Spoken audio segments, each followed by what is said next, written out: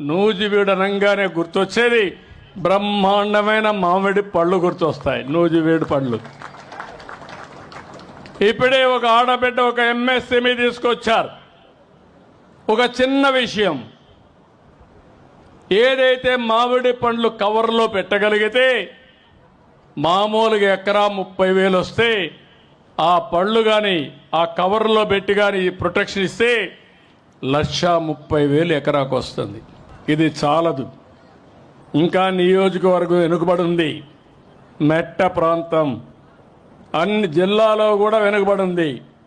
అన్ని విధాల అభివృద్ధి చేసే వరకు ప్రత్యేకమైన శ్రద్ధ పార్థసారథి గారు పెట్టాలి. ఆయనకు పూర్తిగా నేను అండగా ఉంటానని మీ అందరికీ హామీ ఇస్తున్నాను. నూజివీడు నియోజకవర్గం బ్రహ్మాండంగా తయారవుతుంది. ఒక పక్కన ఔటర్ రింగ్ రోడ్ కూడా వస్తుంది.